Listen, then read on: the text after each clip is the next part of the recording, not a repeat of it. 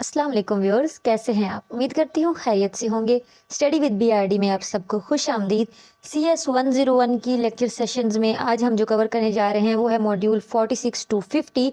I hope आपको ये series पसंद आ रही होगी। किसी किस्म की भी कोई कन्फ्यूजन हो, कोई भी आपका सवाल हो तो आप फ्रीली मुझसे कमेंट बॉक्स में पूछ सकते हैं। इसके अलावा मेरा व्हाट्सएप ग्रुप इस सब्जेक्ट का मौजूद है, जिसका डिस्क्रिप्शन में मैंने लिंक दिया हुआ है, उसको ज्वाइन करें। वहाँ आप डिटेल से मेरे साथ डिस्कस कर सकते हैं, क्योंकि यहाँ मेरी कोशिश होती है कि मैं कम से कम टाइम में आपको पूरा जो है वो एक टॉपिक उसके कंसेप्ट्स क्लियर करवा दूँ।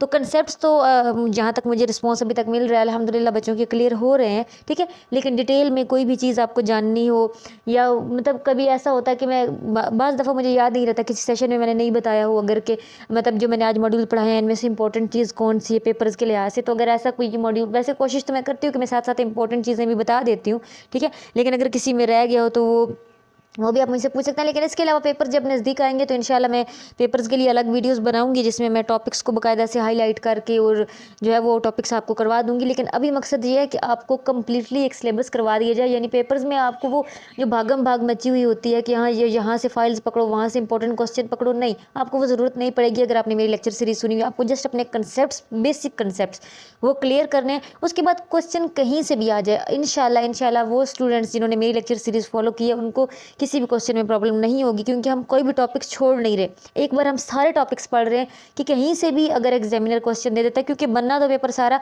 हैंडआउट्स में से होता है, इसी वजह से मैं हैंडआउट से पढ़ाती हूँ, ठीक है। तो आपके कंसेप्ट क्लियर रहें, इस वजह से मैंने इस लेक्चर सीरीज़ में हर चीज़ कवर की है। यानी कुछ टॉपिक्स हैं जो एग्जामिनर निगलेक्ट करता है, लेकिन मैंने उनको भी पढ़ाया सिर्फ इसलिए कि कोई पता नहीं होता, क्वेश्चन कहीं से भी आ सकता है। इंपॉर्टेंट टॉपिक्स जो होते हैं, जो बार बार रिपीट होते हैं, वो एक अलग चीज़ है, लेकिन हर बार पेपर सेम नहीं होता, ठीक है। तो चलते हैं अपनी लेक्चर सीरीज़ की तरफ। मॉड्यूल 46 है आज, जिसमें हम ऑपरेटिंग सिस्टम्स पढ़ेंगे। ऑपरेटिंग सिस्टम यानी कि हमारे कंप्यूटर के अंदर जो सिस्टम होता है, जो ऑपरेटिंग लाइक विंडोज़ वगैरह, ठीक है। तो उनके बेसिक कंसेप्ट्स हम पढ़ने जा रहे हैं कि किस तरीके से हम ऑपरेट करते हैं कंप्यूटर को। हम तो देख रहे हैं ना कि बस ऑन हो रहा है, कंप्यूटर बंद हो रहा है, हम बस टाइप करते जा रहे हैं और काम हो रहा है। हमने इधर जो है वो मैसेज टाइप किया, वो चला गया, सेंड हो गया, वहाँ से आ गया, हमने गेम्स लगा ली, हमने व्हाट्सएप चला लिया, यूट्यूब चला। पीछे सिस्टम क्या चल रहा है इनके, किस तरीके से ये ऑपरेट हो रहा है। तो ये ऑपरेटिंग सिस्टम आज हम जो है इनके कंसेप्ट शुरू करने जा रहे हैं, बेसिक कंसेप्ट, ठीक है। तो सबसे पहली चीज़ क्या है, coordination with user. Coordination with user का मतलब ये होता है कि जो इंटरेक्टिव प्रोसेसिंग है आप यूज़र के साथ एक कंप्यूटर की, वो कितनी है, यानी कितनी जल्दी वो रिस्पॉन्ड कर रहा है, ठीक है। यानी respond the user with sufficiently fast time, जितना वो जल्दी रिस्पॉन्स कर रहा है, यानी हम जितनी जल्दी लिख रहे हैं और वो जितनी जल्दी, यानी कि हमने कैलकुलेशन करने को बोला तो जैसे ही हमने उसको इनपुट दी वो फ़ौरन से आउटपुट दे रहा है। जितनी जल्दी वो आउटपुट हमें दे रहा है, इतनी ही उसकी कोऑर्डिनेशन यूज़र के साथ बेहतर है, ठीक है। तो ये चीज़ है कोऑर्डिनेशन उसकी यूज़र के साथ, यानी जितनी जल्दी वो उसको रिस्पॉन्ड कर रहा है, ठीक है। इसी तरीके से अब printing records of all students Vu versus word processing, ठीक है। अब ये दो काम देखें कि प्रिंट करने हैं, एक तरफ रिकॉर्ड्स तमाम जो वर्चुअल यूनिवर्सिटी के स्टूडेंट्स हैं, अगर हमने उसको ये काम बोला, ठीक है, दूसरी तरफ हमने कुछ करेक्टर्स टाइप करने को बोला, तो ये सारे काम, यानी इसमें वो कितना टाइम ले रहा है, बात ये कि रिस्पॉन्स कितनी जल्दी कर रहा है, तो वो उसकी क्या है, कोऑर्डिनेशन है यूज़र के साथ। यानी क्या वो सारे टास्क जो हम उसे दे रहे हैं वो उस डेडलाइन के अंदर कर रहा है कि नहीं कर रहा है। यानी हमने, हमारे पास टाइम ये कि हमारे पास 5 मिनट है और उसके अंदर अंदर हमें वो सारे रिकॉर्ड चाहिए, तो क्या हमारे कंप्यूटर की कोऑर्डिनेशन, उसकी कैपेसिटी इतनी है कि वो 5 मिनट के अंदर ही हमें सारी वो रिकॉर्ड शो कर दे, ठीक है। तो ये क्या होती है, कोऑर्डिनेशन होती है एक आपके ऑपरेटिंग सिस्टम की यूज़र के साथ। अगली चीज़ है real time processing. Real time processing ये होती है कि कंप्यूटर जो है वो आपने इसको जो भी टास्क दिया है परफॉर्म करने को, वो उन डेडलाइंस के अकॉर्डिंग एक्सटर्नल रियल वर्ल्ड के इन्वायरमेंट के साथ वो क्या कहते हैं, इंटरेक्ट करके करता है। फॉर एग्जांपल क्रूज़ मिसाइल, ये रडार वगैरह हो गया, तो ये इनके अंदर ऐसे ऑपरेटिंग सिस्टम्स हैं जो बाहर के माहौल से जो है वो उसको फील करते हैं। फॉर एग्जांपल ये जो क्रूज़ मिसाइल होता है, इसके बारे में अगर मैं आपको बताऊं तो इसको जब लॉन्च किया जाता है तो इसके अंदर ऐसे ऐसे सिस्टम्स हैं कि इसको अगर आपने टारगेट इसका सेट किया ना कि वहाँ मतलब उस जगह पे आपने मतलब जो है वो उसको सेट किया कि फलां जगह पे जाके उसने लगना है, तो अगर उसके रास्ते में कहीं दीवार आ जाती है या कोई दरख्त आ जाता है तो इसके अंदर ऐसे सेंसर मौजूद होते हैं कि वो अपना रास्ता चेंज कर लेता है, यानी कि वो अपने रियल वर्ल्ड एनवायरनमेंट को फील कर सकता है, उसके अंदर ऐसे सेंसर मौजूद है, ठीक है। इस तरह रडार है, रडार से आप सिग्नल्स कैच करती हो जो आपको बाहर नज़र नहीं आ रही, क्यों, लेकिन रडार में ऐसे सेंसर मौजूद हैं जो आपके फ़ौरन से जैसे ही आप उसको ऑन करते हो उसका सेंसर ऑन होता है तो वो आपको बता देता है कि हाँ इस तरफ मतलब क्या है, जो मतलब कोई एयरप्लेन है या कोई भी सिग्नल जो भी उसे कैच करने का बोला जाता है, जो भी टास्क आप उसे दे रहे हो, तो वो रियल इन्वायरमेंट से, रियल वर्ल्ड से उस चीज़ को कैच कर लेता है। क्यों? क्योंकि उसका ऑपरेटिंग सिस्टम में ऐसा सेंसर मौजूद है। ठीक है, तो ये रियल टाइम प्रोसेसिंग होती है कि एक जो है वो इस तरीके से आपने ऑपरेटिंग सिस्टम बनाया है कि वो हमारी हकीकी ज़िंदगी या हकीकी चीज़ों में होने वाली तब्दीलियों को भी फील कर लेते हैं। ऐसे सेंसर उनके अंदर मौजूद होते हैं। तो ये जो इंटरेक्टिव सिस्टम या जो रियल टाइम प्रोसेसिंग है, इसका ये है कि अगर तो ये सिस्टम ऐसा है कि सिर्फ एक यूज़र को सर्व कर रहा है, यानी कि एक ही उसका कंट्रोलर है, उसने उसको जो भी हिदायत दी है वो उसके हिसाब से काम कर रहा है, फिर तो ये इसको इम्प्लीमेंट करना आसान है। ठीक है, लेकिन आजकल के दौर में तो ऐसी मशीन मौजूद हैं जो काफ़ी सस्ती हैं, लेकिन 16 और 70s में जो है वो ये चीज़ें मौजूद तो थी, लेकिन तब ये एक्सपेंसिव थी। ठीक है, लेकिन होना क्या चाहिए कि ऐसी मशीन्स होनी चाहिए जो एक से ज़्यादा यूज़र के को सर्व कर सकें एट अ सेम टाइम। ठीक है, अब ये भी ज़रूरत थी कि मतलब सिर्फ ये ना हो कि एक पूरी मशीन है, एक पूरा सिस्टम है, वो सिर्फ एक यूज़र की बात मान रही है और एक टाइम पे सिर्फ एक प्रोग्राम कर रही है। अब इस बेसिक प्रॉब्लम को सोल्व करने के लिए कि ऐसा ऑपरेटिंग सिस्टम होना चाहिए जो मल्टीपल यूज़र्स को एट द सेम टाइम सर्व करे, टाइम शेयरिंग का कंसेप्ट सामने लाया गया। ठीक है, कि मतलब एक ही मशीन हो लेकिन वो मुख्तलिफ यूज़र्स को टाइम दे। ठीक है, लेकिन ये जो शुरू में बनाई गई ये टाइम शेयरिंग की थी, यानी कि जैसे आप ये नीचे एक जो है वो स्ट्रक्चर देख रहे हैं कि एक CPU है, उसके साथ 6 यूज़र्स है। अब इन 6 यूज़र के तो वो टाइम शेयरिंग इस तरीके से करता है कि एक जो है वो एक्टिविटी हो रही है, दूसरा रेडी बैठा हुआ है, तीसरा जो है वो वेटिंग में है। ठीक है, यानी इस तरीके से, यानी एक जो है वो एक्टिव लिंक है, लेकिन जैसे एक्टिव जो है 6 है जो है वो एक्टिव हुआ वो अपना काम कर रहा है, उसको CPU ने एक्टिव किया हुआ है, इस वक्त जो भी उसकी एक्टिविटी है वो हो रही है। जो एक यूज़र 5 है वो बैठा हुआ है, वेट में बैठा हुआ है। ठीक है, रेडी, जैसे कि बिल्कुल रेडी बैठा हुआ है, और उसके बाद जो यूज़र 4 है वो अपनी बारी का इंतज़ार कर रहा है। यानी कि इस तरीके से वो CPU उन सबको टाइम देगा, लेकिन इसमें क्या था कि फिर भी बारी बारी टाइम मिलना था। फिर उसके बाद क्या हुआ कि 2 और कंसेप्ट आए, एक है मल्टी प्रोग्रामिंग का और एक है मल्टीटास्किंग का। मल्टी प्रोग्रामिंग के कंसेप्ट ये चीज़ है कि आप जो इसमें जो आप टाइम शेयरिंग का तरीका है या जो आपके टाइम इंटरवल्स हैं उनको छोटे छोटे हिस्सों में जो है वो कन्वर्ट कर दिया जाए। तो इसमें क्या होता है कि एक सिस्टम जो है वो एट द सेम टाइम ज़्यादा से ज़्यादा यूज़र्स को टाइम दे सकता है। उसने क्या किया कि CPU ने अपने अंदर ऐसे छोटे छोटे जो है वो इंटरवल्स उसके अंदर बना दिए गए हैं कि वो मतलब वेट नहीं करना पड़ रहा अपना बारी का, बल्कि मल्टी प्रोग्रामिंग हो रही है कि एट द सेम टाइम एक CPU पे बहुत सारे यूज़र्स काम कर सकते हैं। इसे क्या कहते हैं? Multi programming. यानी कि आपके पास मशीन एक है और यूज़र्स ज़्यादा हैं, तो ये क्या है? Multi programming. और यहाँ पे बताया गया जो अर्ली सिस्टम्स थे, यानी कि 1670s के बाद की बात हो रही है, तो वो 30 यूज़र्स को साइमल्टेनियसली यानी एट द सेम टाइम उनको सर्व करने के एबल थे। लेकिन आज तो इससे भी ज़्यादा काम हो चुका है कि अब तो ये होता है कि एक सिस्टम है तो इतने ज़्यादा, यानी कि आप ये देख रहे हैं कि जैसे हमारा इंटरनेट का लिंक है तो पीछे इसका एक सिस्टम मौजूद है, लेकिन हमारे पूरे पूरे मोहल्लों को, बल्कि पूरे पूरे इलाकों को उसी से केबल मिल रही है, उसी से इंटरनेट मिल रहा है। अब किस तरह एक सिस्टम पूरे पूरे इलाके को सर्व कर रहा है। ठीक है, तो आजकल ये सिस्टम मौजूद है, लेकिन अर्ली की बात हो रही है कि अर्ली सिस्टम जब ये शुरू में बनाए गए थे तब ये सिर्फ 30 यूज़र्स को साइमल्टेनियसली टाइम दे सकते थे। ठीक है, फिर एक मल्टीटास्किंग ऑपरेटर भी शुरू हुआ कि यानी एक यूज़र भी एट द सेम टाइम बहुत सारे टास्क कर सकता है। जैसे कि आज हम देख सकते हैं कि एक मोबाइल है, इस मोबाइल पे एट द सेम टाइम आप व्हाट्सएप भी खोल सकते हो, उसके साथ साथ आपने at the same time YouTube भी खोला हुआ है, यानी कि वो हमारे बैक स्टोरेज में होते हैं ना कि फॉर साथ साथ आप कर सकते हो। इस तरह हम स्क्रीन शेयरिंग के ज़रिए भी हम मुख्तलिफ काम साथ साथ कर सकते हैं। एक तरफ हमारा जो है वो हम LMS खोल के बैठे हो, दूसरी तरफ हमारा साथ जो है वो हम खोल सकते हैं, अपना यूट्यूब खोल सकते हैं, जो भी मतलब साथ काम करें। माइक्रोसॉफ्ट वर्ड खोला हुआ है, साथ साथ आप अपनी फाइल्स बना रहे हो, यानी कि एक यूज़र जो है वो मल्टीटास्किंग भी कर सकता है, यानी सेम टाइम पे वो मुख्तलिफ 3-4 काम भी जो है वो कर सकता है। 3-4 applications at the same time एक कंप्यूटर के ऊपर ओपन कर सकता है, ये मल्टीटास्किंग है। ठीक है, तो मल्टी प्रोग्रामिंग और मल्टीटास्किंग का कंसेप्ट को याद रखना है कि मल्टी प्रोग्रामिंग ये है कि कंप्यूटर या जो आपका सिस्टम है वो एक है और यूज़र ज़्यादा है। ठीक है, और मल्टीटास्किंग ये है कि यूज़र एक है और वो मल्टीपल काम कर रहा है। अगला मॉड्यूल है मॉड्यूल 47। मॉड्यूल 47 में हम ऑपरेटिंग सिस्टम के कुछ मजीद कंसेप्ट्स को देखेंगे कि अब जैसे जैसे डेवलपमेंट हुई कि मल्टीपल यूज़र्स या मल्टीपल शेयरिंग, जो टाइम शेयरिंग वाले कंसेप्ट्स थे, इनमें मजीद जब तब्दीलियाँ आती गई तो ऐसे सिस्टम जो है वो इंस्टॉल किए गए कि एक लार्ज सेंट्रल कंप्यूटर बनाया गया और उसके जो है वो न्यूमरस वर्क स्टेशंस बना दिए गए। यानी सेंट्रल कंप्यूटर एक जगह पे है और उससे जुड़े हुए मतलब कि CPU वाला सिस्टम एक जगह पे और मॉनिटर बहुत सारे। जैसे कि अब मुख्तलिफ ऑर्गेनाइजेशंस में होता है कि उनका सेंट्रल सिस्टम एक जगह पे होता है और बाकी सारे CPUs उनसे जुड़े हुए होते हैं और वो एक को मेल सेंड करो और सबको मेल चली जाती है। ठीक है, ऐसे सिस्टम्स जुड़े हुए होते हैं ना, तो ऐसी जो है वो सिस्टम्स बनाए गए।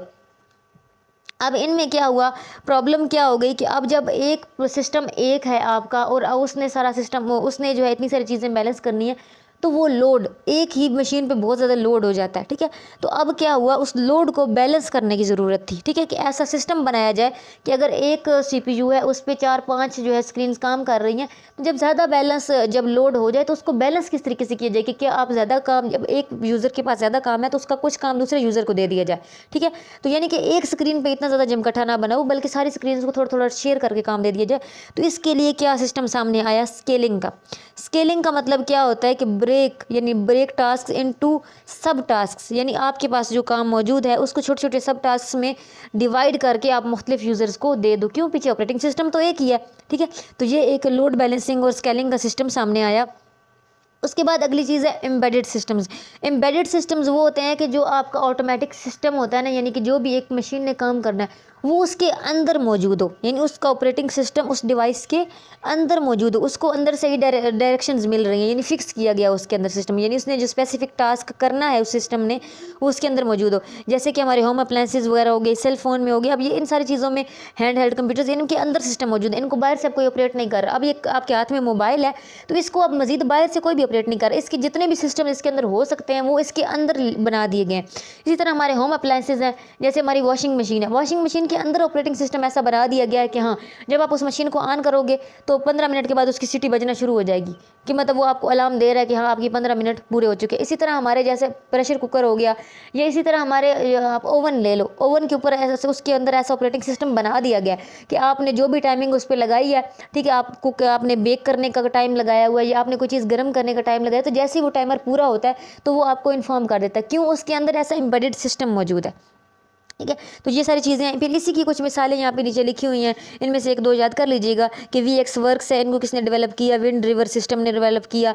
उसके बाद जो है वो माइक्रोसॉफ्ट ने जो है वो विंडो CE को जो है वो डेवलप किया। उसके बाद जो है वो पाम OS जो है उनको डेवलप किया पाम सोर्सेज ने। तो ये मुख्तलिफ जो है वो ऐसी कंपनीज़ हैं जिन्होंने ऐसी डिवाइसेस बनाई जिनके सिस्टम एम्बेडेड होते हैं, यानी उनके अंदर ही बने होते हैं, बाहर से उनको ऑपरेट करने की ज़रूरत नहीं पड़ती कि हाँ अब बन गई है तो सारी ज़िंदगी कोई ऑपरेटर उनके पीछे बैठा रहे उसको ऑपरेट करता रहे तो वो चीज़ चलेगी, ऐसा नहीं है। उस चीज़ के अंदर ही उसका सिस्टम एम्बेड कर दिया गया है, उसके अंदर ही उसके सारे जो है वो सिस्टम एक ही बार बना दिए गए हैं। अब ज़रूरी नहीं है कि कोई बार बार उसको ऑपरेट करेगा, ठीक है, बस एक बार बनाया उसके अंदर ऑपरेटिंग सिस्टम सारा इंस्टॉल कर दिया गया। मॉड्यूल 48 में हम सॉफ्टवेयर की क्लासिफिकेशन पढ़ेंगे।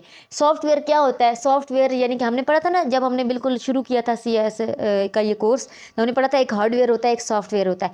हार्डवेयर क्या होता है कि वो चीज़ें सारी जिनको आप फिजिकली टच कर सकते हो, यानी आपकी कंप्यूटर का मॉनिटर हो गया, कीबोर्ड हो गया, माउस हो गया, ETC, ठीक है। सॉफ्टवेयर क्या होता है कि यानी वो सारी चीज़ें जो इंस्ट्रक्शंस आपके कंप्यूटर के अंदर मौजूद होती हैं, जो ऐप्स मौजूद होते हैं, जो काम हो रहा है, ठीक है, जो अंदर सारी स्क्रीन के अंदर हमें चीज़ें नजर आ रही हैं जिनको हम फिजिकली टच नहीं कर सकते, लेकिन सारे सिस्टम को रन वही कर रही होती हैं, तो वो क्या होते हैं, वो हमारे सॉफ्टवेयर होते हैं। तो अब सॉफ्टवेयर कौन कौन से होते हैं, इनकी क्लासिफिकेशन हम पढ़ेंगे।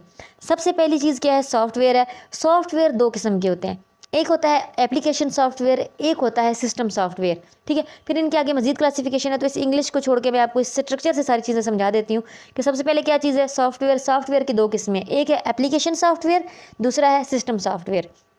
एप्लीकेशन सॉफ्टवेयर कौन कौन से हो सकते हैं, फॉर एग्जांपल जैसे हमारा MS वर्ड हो गया, ठीक है, MS एक्सेल हो गया, ठीक है, स्प्रेडशीट वगैरह बनाने के लिए। तो ये सारे ऐप्स जो होते हैं, यानी ये सारे जो ऐप्स हैं इनका सिस्टम अलग से मौजूद है, जैसे आप इंस्टॉल करोगे इसके अंदर जितना इसका एम्बेडेड सिस्टम है वो आपके पास लॉन्च हो जाएगा। ये तो है एप्लीकेशंस, ठीक है, एप्लीकेशन सॉफ्टवेयर ये वाले हो गए, जितने भी आप ऐप्स वगैरह जो डाउनलोड करते हो ये एप्लीकेशन सॉफ्टवेयर है। दूसरा होता है सिस्टम सॉफ्टवेयर। सिस्टम सॉफ्टवेयर होते हैं लाइक जैसे कि विंडोज़ हो गई, ठीक है, जैसे अब विंडो 10 चल रही है, पहले विंडो 7 और दीगर विंडोज़ जितनी चलती थी, ठीक है। तो ये कौन से होते हैं, सिस्टम सॉफ्टवेयर होते हैं, यानी पूरा जो आपके कंप्यूटर के अंदर सिस्टम चलने वाला है, जितना भी उसको ऑपरेट करना है, उसको जो भी आपने कमांड देनी है, उसको एग्जीक्यूट करने के लिए बाकायदा जो आपके कंप्यूटर को रन करेगी, वो कौन से होते हैं, सिस्टम सॉफ्टवेयर। एप्लीकेशन सॉफ्टवेयर ऐसा नहीं होता, एप्लीकेशन सॉफ्टवेयर में आपको स्पेसिफिकली जब उस ऐप का काम करना है तब उसको ओपन करना है, बाकी काम वो नहीं कर सकती। लेकिन सिस्टम सॉफ्टवेयर ने अपने कंप्यूटर को मेंटेन करके रखना होता है, आपके कंप्यूटर को, जैसे कि विंडो है तो जो विंडो आपने इंस्टॉल की होगी उस विंडो के हिसाब से आपके कंप्यूटर के अंदर कैपेसिटी होगी काम करने की। अब विंडो 7 में वो कैपेसिटी नहीं है जो आज की विंडो 10 में कैपेसिटी है, ऐसा ही है ना। तो ये सारे सिस्टम कौन से होते हैं, सिस्टम सॉफ्टवेयर होते हैं, यानी कि विंडोज़ वगैरह जो हमारे कंप्यूटर में इंस्टॉल होती हैं। अब सिस्टम सॉफ्टवेयर भी दो किस्म के होते हैं, इनके आगे क्लासिफिकेशन, एक होते हैं यूटिलिटी सॉफ्टवेयर और एक होते हैं ऑपरेटिंग सॉफ्टवेयर। यूटिलिटी सॉफ्टवेयर्स वो होते हैं जो आपको जो है मतलब मुख्तलिफ आपकी यूटिलिटीज़ आपको मुहैया करना है, यानी इसकी मजीद मैं क्लासिफिकेशन आगे नेक्स्ट मॉड्यूल में वो बता दूंगी। ऑपरेटिंग सॉफ्टवेयर्स वो होते हैं जिन्होंने जो ऑपरेट कर रहे हैं आपके कंप्यूटर को, यानी कि यूज़र इंटरफेस और कर्नल। इन यूज़र इंटरफेस और कर्नल दोनों ऑपरेटिंग सिस्टम्स है, इनको और यूटिलिटी सॉफ्टवेयर क्या है इनको हम नेक्स्ट मॉड्यूल में पढ़ते हैं। अभी हमने क्या समझा कि एक एप्लीकेशन सॉफ्टवेयर होते हैं, एक सिस्टम सॉफ्टवेयर होते हैं। एप्लीकेशन सॉफ्टवेयर कौन सी, जो आपने ऐप्स डाउनलोड की हुई हैं। सिस्टम सॉफ्टवेयर लाइक आपकी विंडोज़ वगैरह, ठीक है। अब सिस्टम सॉफ्टवेयर की दो किस्में हैं, एक यूटिलिटी सॉफ्टवेयर है और एक ऑपरेटिंग सॉफ्टवेयर है। इन दोनों को हम इस नेक्स्ट मॉड्यूल में पढ़ते हैं, मॉड्यूल 49 में, ठीक है। अब सबसे पहले हमारे पास कौन से हैं, हमने क्या पढ़ने जा रहे हैं, हम यूज़र इंटरफेस और कर्नल को समझने जा रहे हैं। जो कौन से हमारे पास सॉफ्टवेयर हैं, हमारे पास ऑपरेटिंग सिस्टम्स हैं, ठीक है। ऑपरेटिंग सिस्टम्स में अब यूज़र इंटरफेस क्या होता है। यूज़र इंटरफेस ये होता है कि जिस तरीके जब आप कंप्यूटर अपने यूज़र के साथ लिंक जिस तरीके से करता है, यानी जब हम एक ऑपरेटिंग सिस्टम इस एबल हो जाए कि वो अपने यूज़र को रिस्पॉन्स कर सके, यानी कि मैं जब एक कीबोर्ड पे या माउस के ज़रिए जब अपने कंप्यूटर से इंटरेक्ट करना जा रही हूँ, जब मैं कोई मैसेज लिख रही हूँ, तो कंप्यूटर उस कंप्यूटर तक वो पहुँचे और कंप्यूटर मुझे रिस्पॉन्स करे, तो ये सिस्टम कौन करता है, यूज़र इंटरफेस करता है। यानी यूज़र इंटरफेस मेरा और मेरे कंप्यूटर का लिंक करवाता है, ठीक है। हम दोनों के दरमियान जो लिंक हो रहा है, हम दोनों की ऑपरेशन को जो हैंडल कर रहा है जो सिस्टम, उसे क्या कहते हैं, यूज़र इंटरफेस। पहले ज़माने में जो यूज़र इंटरफेस होते थे उनको शेल्स कहा जाता था।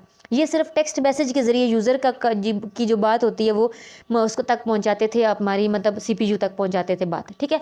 लेकिन बाद में अब जो मॉडर्न किस्म के जो आए यूज़र इंटरफेस, उनको ग्राफिकल यूज़र इंटरफेस कहा जाता है, GUI, ठीक है।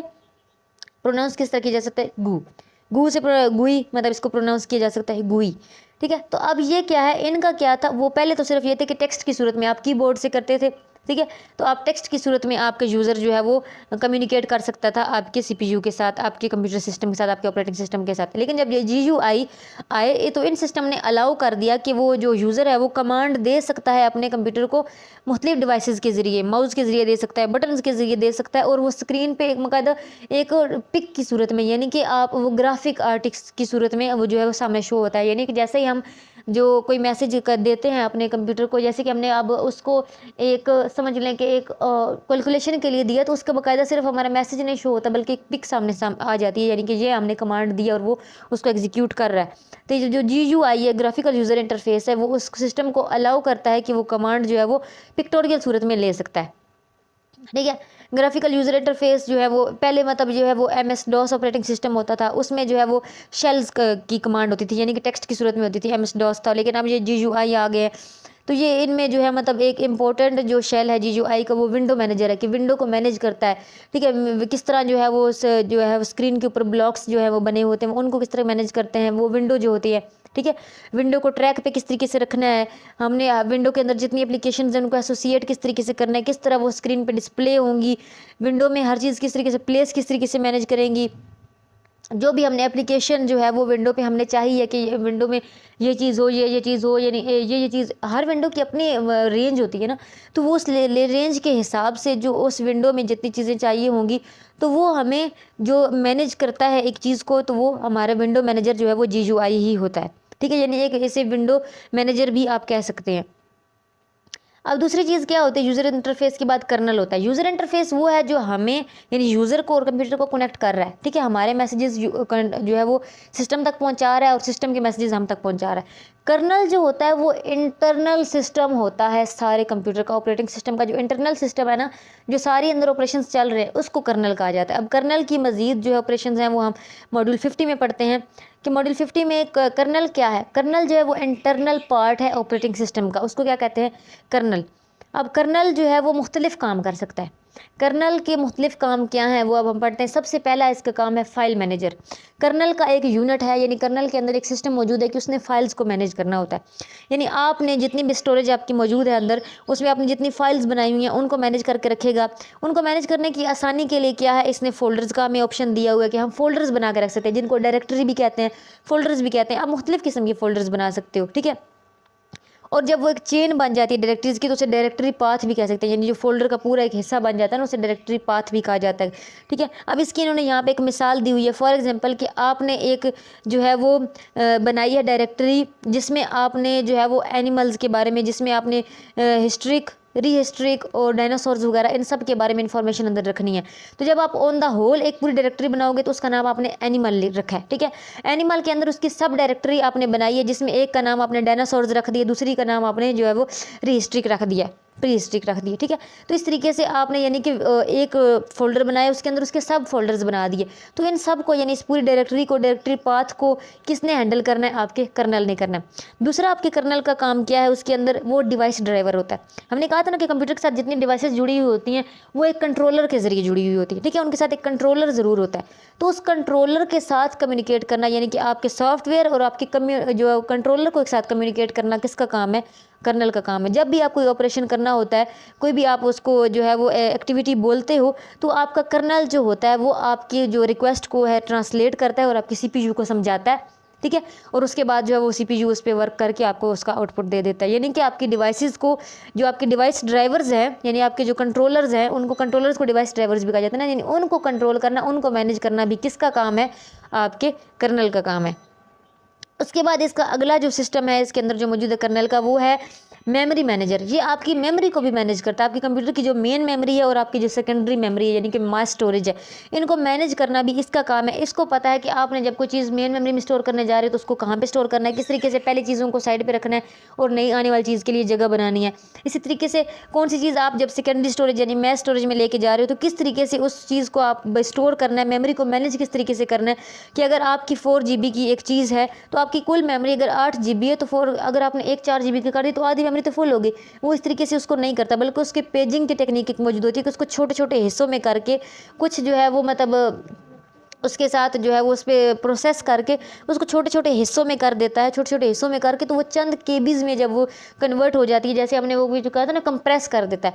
कंप्रेस करके उसको और चंद केबीज़ के अंदर आपकी वो इतने 4 GB की चीज़ जो है वो चंद केबी में के साइज़ में आके आपकी मेमोरी में स्टोर हो जाती है। ठीक है, तो जब ये सिस्टम जो होता है कि आपकी बड़ी चीज़ों को मेमोरी की स्पेस में छोटा करके करना है, इसको वर्चुअल मेमोरी भी कहा जाता है। ठीक है, तो ये काम करना भी इसका काम है। इसके अलावा 2 एडिशनल कंपोनेंट्स भी होते हैं आपके कर्नल में। एक होता है स्केड्यूलर, शेड्यूलर भी जिसे कहा जाता है, और एक होता है डिस्पैचर।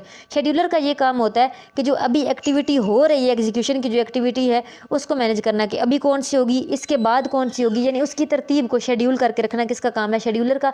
डिस्पैचर का ये काम होता है कि वो मतलब अगर आपने काम बोले हैं, यानी कि आपने एट द सेम टाइम 5-6 जो है वो आपने उनको ऑपरेशन करने के लिए बोल दिया, तो हर एक पे कितना टाइम लगेगा, टाइम डिस्ट्रीब्यूट करना, टाइम एलोकेट करना किसका काम है? डिस्पैचर का। यानी इस एक्टिविटी पे इतना टाइम लगना चाहिए, इस पे इतना टाइम। तो डिस्पैचर जो होता है वो टाइम एलोकेट करता है और शेड्यूलर जो होता है वो एक्टिविटीज़ को मैनेज करता है, उनके लिए टाइम मैनेज करता है, डिटरमिन करता है कि ये एक्टिविटी अभी हो रही है, इसके बाद कौन सी होगी। ठीक है, तो ये सारे सिस्टम किस में मौजूद होते हैं? हमारे कर्नल में मौजूद होते हैं। वही हमारी मेमोरी की स्पेस सेट कर रहा है, वही हमारी फाइल्स को मैनेज कर रहा है, वही हमारी जो एक्टिविटीज़ को डिस्पैच कर रहा है, वही हमारे जो है वो उनको स्केड्यूल कर रहा है। ये सारे काम किसके हैं? कर्नल के। यानी इस तरीके से जो है वो हमारे कंप्यूटर के अंदर का सिस्टम, यानी जिसको ऑपरेटिंग सिस्टम कहते हैं, इसके कंसेप्ट आज हमने पढ़े, इस तरीके से इसको मैनेज करता है।